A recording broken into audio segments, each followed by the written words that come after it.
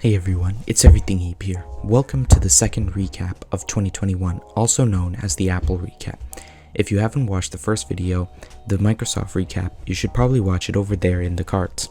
Anyway, this is where I talk about everything that has gone on with Apple in 2021. First, I think we should start with the products. At the beginning of the year, in April, Apple had a keynote where they announced a few different products. First was the AirTag. This is pretty similar to something like a tile tracker, but it is made by Apple. It lets you track things like your bag or keys using your iPhone and the Find My app. I don't really have anything else to say about this except that it's pretty decent and really cheap, at $30 for every individual tracker or $100 for a 4-pack. But what really stole the show was the 2021 iMac. This is basically the iMac that they stuffed an M1 processor into. It is crazy thin, and of course since it is M1, it is also crazy fast. A lot of people didn't like the fact that Apple kept the chin on this iMac, but personally, I don't see it as a huge issue. It comes in multiple two-tone colors: blue, green, red, silver for all models of the iMac, and yellow, orange, and purple for the more high-end models. Personally, I think these new M1 iMacs are really good. I like how they're pretty reminiscent of the iMacs from the mid-90s. However, they are way too expensive right now, and I don't think they're good enough value to justify it at the moment. Something else they announced with the M1 inside, they just love to stick the M1 in their devices, don't they, is the technically 5th gen iPad Pro 11 and 12.9 inches. These devices are basically identical exterior-wise with the last refresh of these iPads back in 2020, which also looked the same as the original 2018 model. But the difference is, aside from the M1, it has support for 5G, Thunderbolt 3 and USB 4, and a mini LED display. This refresh is also nice as well, and it brings the iPad one step closer to being a desktop replacement. Literally the only thing holding it back is the limiting software. Which pretty much brings us to our next part. Wwdc was mostly a major disaster, as a lot of people weren't happy with Apple. Around that time, the final trial for the Epic vs Apple case was still going on, and their treatment of developers was starting to be exposed to the public. Apple announced macOS Monterey, iOS, iPadOS, and tvOS 15, and watchOS 08. iPadOS was immediately met with backlash due to the fact that it still didn't give people what they were asking for, which was a more desktop-style interface. iOS 15 had been extremely buggy, at least for me, but some people think it may be because I'm using the oldest supported device, the iPhone 6s. Either way, WWDC wasn't really a great time for Apple, so what could possibly go worse?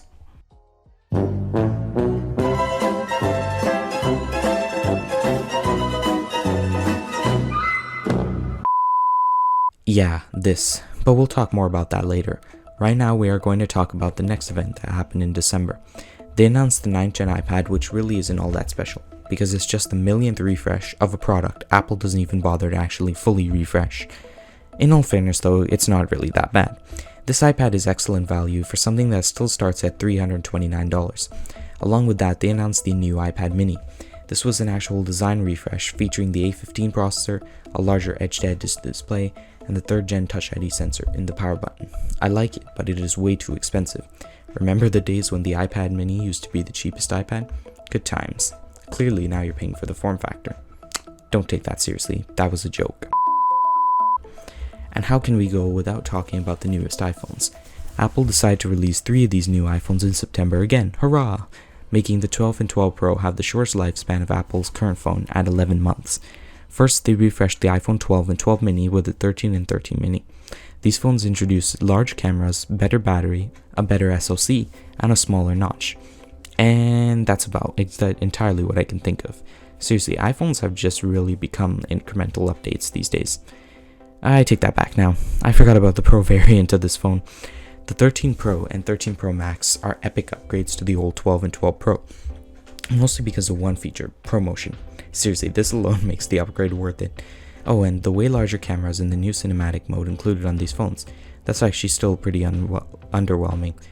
It still is a good update for people using the 11 Pro Max. This is actually my dream phone at the moment. I kinda want to ditch my 6S pretty badly. But the most epic announcement of this year happened in October.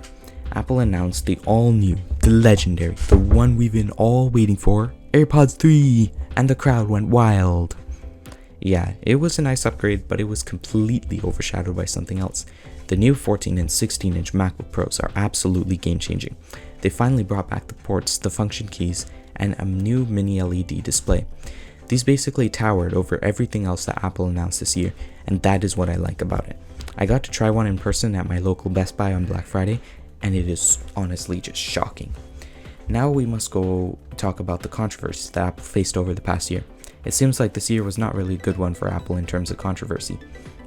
The first one they had to deal with was the Epic Games lawsuit that's been going on since August of 2020. Luckily, the final verdict was that Apple had to let developers add their own payment methods to their apps, but Fortnite can be restored onto the Apple's App Store at Apple's discretion, which I would consider a win for Apple. But a much more sinister thing happened this year.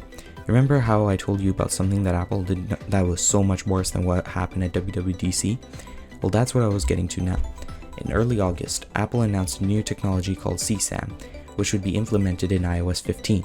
This feature would add hashes to every image on your iPhone, and any suspicious image that had the same hash as a known child exploitation image would be reported to authorities. This change faced a pretty darn big wave of backlash. Many people, including me, did not want this to be implemented into iOS because of the harm it could cause to certain people. Apple has decided recently to indefinitely delay this feature, which is okay for me, but I want to see it completely gone, and I really hope that it actually completely disappears. So I think I'm going to be ending this video here. Overall, this year hasn't been too great for Apple. From massive backlash to underwhelming software, this year could have gone a lot better for them. I really hope for the best when it comes to 2022, for Apple at least. Thank you all for watching the first annual Apple recap. The final recap is premiering tomorrow, and it is a personal recap. If you like this one, then make sure to check out the Microsoft recap and stay tuned for my own recap tomorrow. And with that, I'll see you all.